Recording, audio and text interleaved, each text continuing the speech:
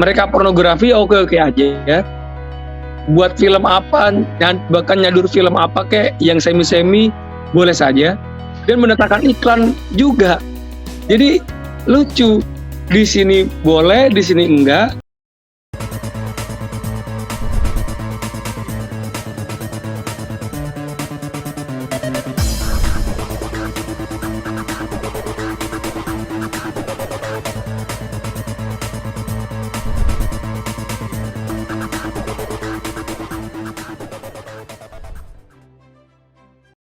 Terkait masalah kinerja KPI yang mengawasi media, mengapa sekarang?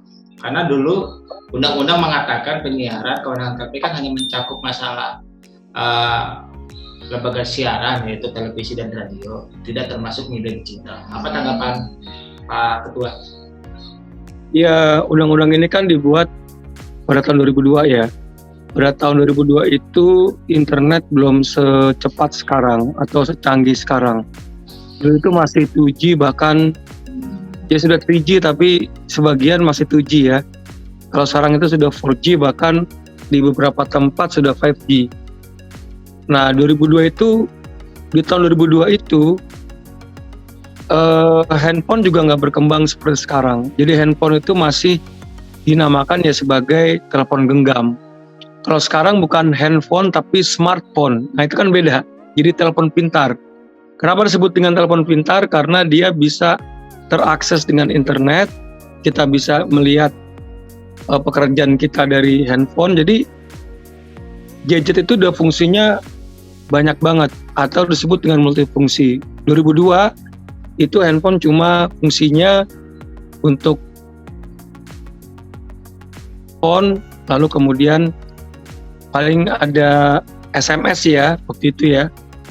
Dulu juga sudah ada BlackBerry, cuman kan tidak secanggih WhatsApp sekarang. Jadi layanan itu ya hanya menyajikan informasi, tidak ada faktor interaksi semata. Jadi handphone itu ya dulu semata-mata hanya sebagai alat komunikasi saja. Nah, di 2002 itu undang-undang itu lahir saat itu. Dan televisi ya dan radio itu masih menjadi agen sosialisasi yang paling dominan. Kan ada beberapa agen sosialisasi, ada orang tua, ada kelompok pergaulan, ada pendidikan, tempat pekerjaan, dan ada media. Nah, media itu dianggap agen yang paling punya pengaruh terhadap masyarakat. Jadi baik dan buruknya masyarakat tergantung dengan media. Dalam konteks ini adalah TV dan radio. Nah, bahkan dulu sering dikatakan TV itu sebagai anggota keluarga yang tidak kelihatan. Jadi artinya dia nggak disadari kehadirannya, tapi mempengaruhi kehidupan orang ataupun kehidupan keluarga tersebut. Nah, itu televisi.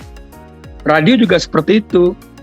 Radio itu kan di Jakarta ini booming ya, seperti Prambors, Mustang, zaman dulu ya. Jadi orang kalau kita ke kantor itu pagi-pagi selalu mendengar radio.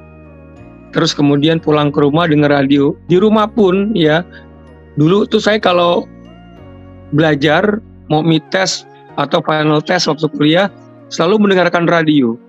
Itu zaman dulu. Jadi radio dan TV itu sangat vital. Mungkin Mas juga begitu. Dengar TV, nonton TV, dengar radio setiap hari. Nah, inilah yang kemudian diatur di dalam Undang-Undang 32 tahun 2002. TV dan radio, karena dia agen sosialisasi yang paling berpengaruh, maka diatur. Sehingga nanti masyarakat itu jadi ya relatif sesuai dengan apa yang diceritakan atau ditujukan di dalam pembukaan Undang-Undang Dasar 45.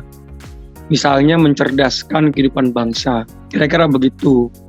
Itulah yang kemudian termaktub di dalam Undang-Undang 32 tahun 2002. Nah, sekarang ini terjadi perubahan zaman yang diakibatkan oleh perkembangan teknologi. Kalau dulu kita masih 3G atau 2G, sekarang internet berkembang sangat pesat. Sudah sampai 5G di beberapa tempat ya. Di Indonesia secara nasional mungkin bisa dikatakan sudah 4G. Nah ini agak ada perbedaan. Sekarang itu akibat internet sudah 4G, kita bisa pakai fitur WhatsApp, ya. Kemudian kita bisa melihat YouTube.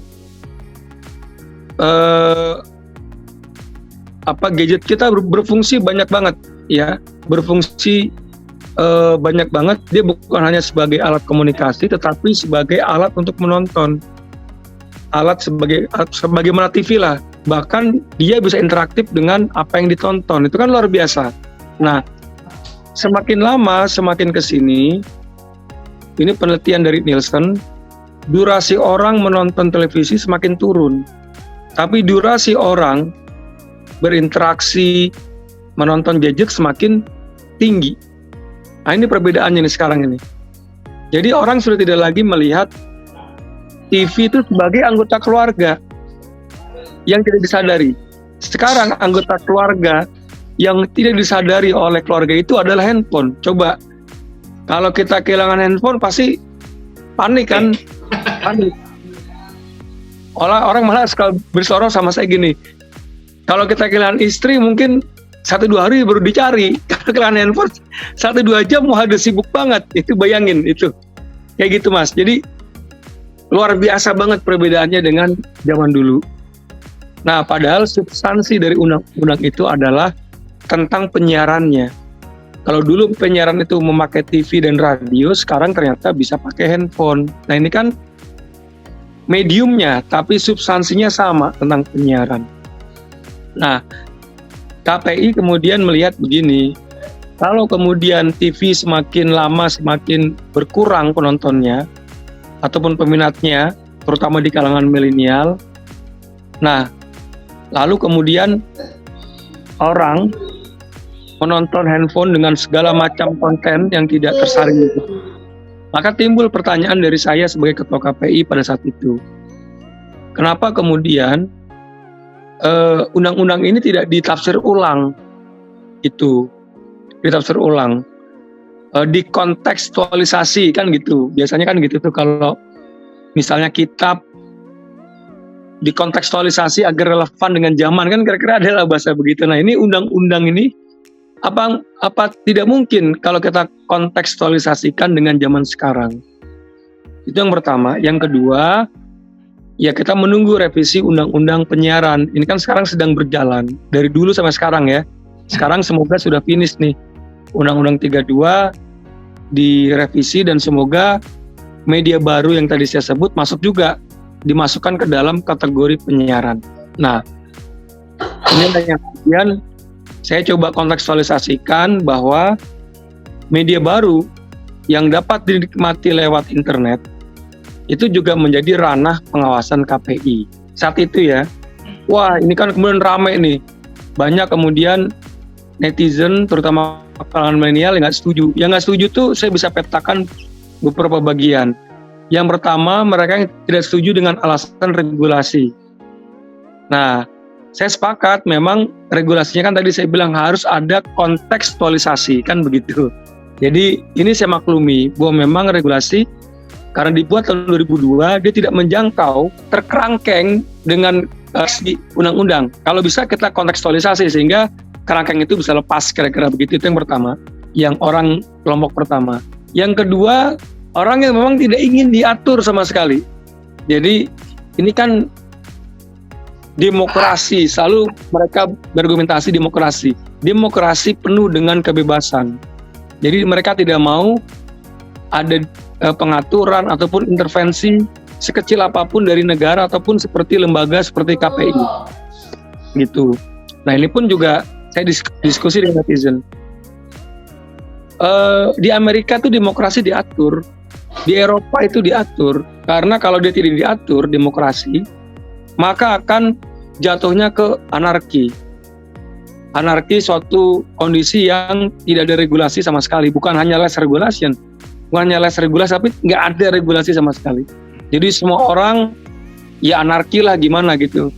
Orang punya sesuatu, pemilik diambil oleh orang secara paksa gitu, itu kan anarki. Kan kita nggak mau kondisi jadi chaos seperti itu. Oleh karena itu memang di banyak negara yang demokratis ada regulasi yang mengatur terkait dengan kebebasan. Nah, itu yang kedua. Yang ketiga, memang ada orang yang dia nggak ngerti sama sekali. Dia melihat begini, ya mereka takut dipenjara lah, konten kreator tidak berkembang lah, segala macam. Padahal kalau kita bandingkan undang-undang penyiaran dengan undang-undang ITE, maka konten kreator itu akan lebih aman dengan undang-undang ITE, dengan undang-undang penyiaran. Kalau undang-undang penyiaran, dia tidak pernah menegur konten kreator atau artisnya, yang ditegur TV-nya. Sama nih, kalau ada konten kreator ngomong di YouTube misalnya, ngomongnya terkait pornografi misalnya ya, yang kita tegur YouTube-nya, kenapa kok orang ini tidak di take down, kayak gitulah, kok bisa tampil. Kalau ITE kan enggak. Kalau Mas misalnya ngomong di YouTube, kemudian ngomong hoax, saya dirugikan, saya lapor ke polisi, Anda bisa dikena pidana, kan gitu. Itu ITE. Jadi sebetulnya kalau netizen tahu, dia harusnya diuntungkan dengan kalau ranah media baru itu masuk ke dalam undang-undang penyiaran. Nah, itulah yang berkembang waktu itu ya, dan kemudian RCTI dan iNews saat itu maju ke Mahkamah Konstitusi. Dia menyerap pendapat dari saya tentang kontekstualisasi. Dia mengkontekstualisasikan pasal di Undang-Undang 32 bahwa ini bisa ditafsirkan untuk ke media baru. Nah, oleh pihak Mahkamah Konstitusi ternyata itu ditolak. Jadi MK menganjurkan agar ada undang-undang yang baru, undang-undang penyiaran yang baru. Ya, memang akibatnya ya langkah kontekstualisasi itu terhenti karena MK sebagai lembaga tertinggi yang menafsirkan konstitusi ataupun undang-undang sudah berfatwa demikian. Nah, kira-kira gitu, Mas. Itu yang kemudian sekarang kita coba ke undang-undang penyiaran, mungkin nggak media baru ataupun yang sejenisnya itu dimasukkan ke dalam kategori penyiaran atau ruang lingkup penyiaran. Karena kasihan, Mas, begini, kalau TV yang diawasi dihajar terus ya, misalnya dihajar itu dalam kutip, misalnya begini, mereka nggak boleh ngomong pornografi, disanksi oleh KPI. Tayangan sinetron kemarin tuh yang anak di bawah umur dihentikan oleh KPI. Nah, sementara mereka beriklan juga, iklannya seret karena diawasi oleh KPI. Tetapi kalau kita lihat media sebelah, YouTube, ini argumentasi dari pihak TV. Mereka pornografi oke-oke aja ya. Buat film apa, bahkan nyadur film apa kayak yang semi-semi boleh saja, dan mendatangkan iklan juga. Jadi lucu, di sini boleh, di sini enggak, karena undang-undangnya beda, ya. Di sini, tapi di sini pun boleh ambil iklan, dan iklan, Mas, sudah mulai bergeser ke media baru, sudah mulai bergeser. Pendapatan TV swasta itu berkurang, sebagian karena diakibatkan oleh media baru. Jadi mereka masang ke media baru. Karena followernya banyak, subscribernya banyak, viewersnya banyak, ya udahlah, gue masang di sini. Nah, kira-kira gitu. Jadi ada oleh TV menganggap ini perlakuan yang nggak adil sebetulnya. Nah, pihak TV kan, ayo dong KPI gimana? Orang nggak nonton TV karena dia suka pornografi misalnya. Mau nonton TV dibatasi, otomatis dia pindah dong ke media yang menyajikan pornografi. Nah, konyolnya media yang menyajikan itu juga terima iklan. Terima iklan juga, ini kan nggak fair jadinya. Gitu. Tapi gini mas, tapi kan sebagian hampir semua pun televisi sekarang sudah menikmati yang dikatakan Mas Agung sebagai media baru itu. Artinya seperti RCTI Group, Kompas, semua udah memiliki channel YouTube-nya masing-masing lah, istilah kasarnya begitu. Dan mereka juga sudah menikmati betul subscribe sama yang mereka ikutin gitu. Nah, ini menurut Mas Agung bagaimana nih posisinya? Atau juga mereka juga sekarang malah jadi pengikut juga kan gitu? Jadi gini, mau nggak mau kan itu platform itu kan dipakai juga oleh TV. Cuman kalau kita lebih cermat, ya maka begini. Contoh misalnya Tonight Show, Net TV, dia juga malah kalau saya lihat lebih banyak yang nonton via YouTube daripada di TV, ya. Jadi dan Net juga mendapatkan keuntungan dari situ. Namun demikian, sekarang tuh ada lagi Mas, Tonight Show yang versi YouTube-nya, yang lebih bebas lah.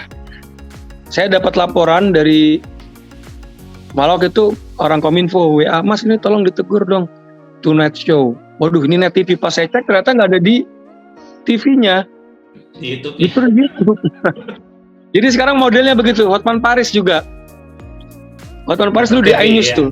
Ada iNews. Di iNews. Ternyata dia punya 2 juga. Jadi ada versi Hotman Paris TV yang juga di YouTube ya. Tapi dia buat sendiri juga untuk YouTube. Nah ini jadi dan tentunya lebih terbuka, lebih vulgar. Ya lebih vulgar. Ya kalau mungkin yang sekarang coba kayak Karni Ilyas, ya saya nggak tahu kenapa dia mundur dari TV One lalu membuat talk show sendiri di YouTube ya. Saya nggak tahu. Cuma ya memang lama-lama kalau dia harus berkompetisi di YouTube, nggak mungkin mempertahankan format TV, Mas. Itu yang saya lihat. Jadi mereka harus lebih bebas, lebih apa begitu.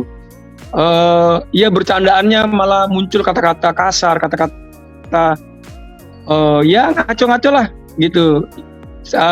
Ya tentunya Mas ataupun penonton pernah lihat juga lah kayak gitu-gitu. Iya. Tapi begini Mas, tapi sudah tentu kan itu sebagai kewenangan KPI dengan segala konsekuensinya. Kalau hal-hal itu tidak istilah kasarnya dibiarkan saja begitu saja, ini kan akan timbul kekacauan-kekacauan atau bahasanya anarki media lah namanya kan, karena berekspresi sebebas-bebasnya. Namun di sisi lain kultur kita yang bertentangan. Mungkin kalau di Eropa atau di negara lain mungkin tidak ada masalah itu, mungkin masalah ngomong vulgar sedikit. Tapi dengan masalah kebudayaan kita, nah ini bagaimana nih tindakan-tindakan, bahkan masih di TV itu masih banyak nih hal-hal yang melenceng-melenceng. Ya, sikap KPI ini banyak juga dirasakan oleh masyarakat kok nggak tegas gitu kan, atau seakan-akan terjadi pembiaran gitu. Bagaimana Mas? Oke, kalau di TV itu kan saya ngelihat ada beberapa concern masyarakat ya terhadap beberapa program siaran di TV, nggak semua. Jadi kalau dalam 24 jam itu ada 20 program siaran yang dilihat oleh masyarakat itu cuma 2 biasanya yang jadi concern mereka. Yang pertama itu sinetron, yang kedua variety show. Itu aja yang mereka lihat. Yang lainnya kayak berita atau apapun mereka nggak pernah memberikan komentar. Nah, variety show dan sinetron. Nah, kalau sinetron ini kita memang bekerja pasca tayang. Jadi setelah tayang baru kemudian kami nonton. Nah, sinetron itu baru bisa masuk televisi kalau mendapatkan STLS, Mas, surat tanda lulus sensor dari LSF. Kalau nggak mendapatkan STLS, dia nggak berhak tayang di TV. Nah, ketika tayang di TV, itulah pengawasan KPI. Nah, contoh misalnya sinetron Suara Hati Istri ya, yang kemarin itu jadi viral karena ada anak di bawah umur yang memerankan peran sebagai istri ketiga. Itu viral. Terus menganggap, waduh KPI ini kecolongan nih, KPI kerjanya cuma sebagai pemadam kebakaran. Saya bilang, enggak. Kenapa? Ya udah tayang kok, itu baru 9 episode Mas, dari 50 episode. Ya nikah itu paling episode ke-5 atau ke-6. Kan gitu. Setelah episode 9 kami hentikan sementara. Nah, yang kecolongan bukan kami, tapi lembaga yang meluluskan itu mestinya. Cuman saya nggak mau komentar di sini lah. Karena publik itu kan mestinya, kalau saya lihat, mestinya tuh dia say thank you dengan KPI, bukan malah melihat wah KPI terlambat atau kecolongan ya, karena tugas kami pasca tayang. Kecuali sudah 50 episode sudah berakhir baru ditegur, itu kami boleh dibilang kecolongan. Ini baru 9 episode kami hentikan, lalu sekarang sudah dirubah formatnya, alur ceritanya pun dirubah, yang peran istrinya itu juga dimainkan dengan orang yang dewasa. Jadi sudah sangat berubah. Nah, terus yang variety show ini yang jadi gini Mas, artis itu ya dalam situasi yang live itu kadang-kala memang sukar mengontrol diri. Ini saya sadari betul ketika saya pantau awal-awal kalau sudah ditegur oleh KPI, pihak TV-nya kemudian menegur artis jangan begini. Ya 1-2 minggu benar, tapi setelah itu ada muncul artis baru lagi, ngebanyol lagi. Jadi memang inilah yang memang namanya dinamis ya.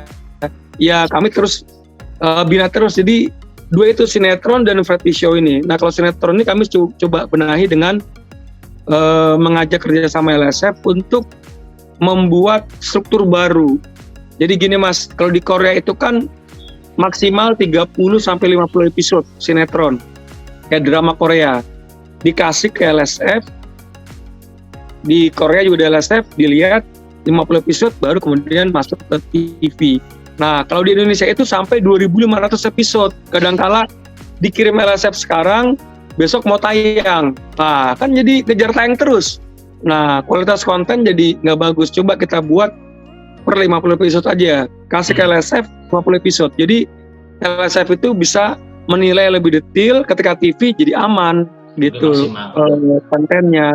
Jangan kejar tayang. Kalau kejar tayang kadangkala yang saya dengar keluhan dari teman-teman LSF, pihak production house ini ke TV ke LSF, Pak ini mohon dapat itu dong tanda tangan supaya karena besok mau tayang. Coba bayangkan, besok mau tayang, hari ini dikasih. Jadi kerjanya kapan? Saya juga ngerti itu kalau begitu. Makanya buat aja 50 episode, kirim 50 episode, 1 bulan lagi mau ditayangkan. Nah kan enak tuh 50 episode diteliti betul-betul. Kalau ada yang keliru atau tidak sesuai dengan nilai, dipanggil PH-nya, kan lebih enak gitu. Nah ini kami sedang jajaki dengan LSF untuk membuat struktur baru terkait dengan sinetron. Nah kalau yang variety show ya setiap saat sih sekarang saya tuh punya nomor kontak masing-masing artis lah. Jadi kalau mereka kelewatan atau ngebanyolnya itu di luar batas, paling habis ngebanyol saya telepon. Itu aja lah. Oh iya, sorry.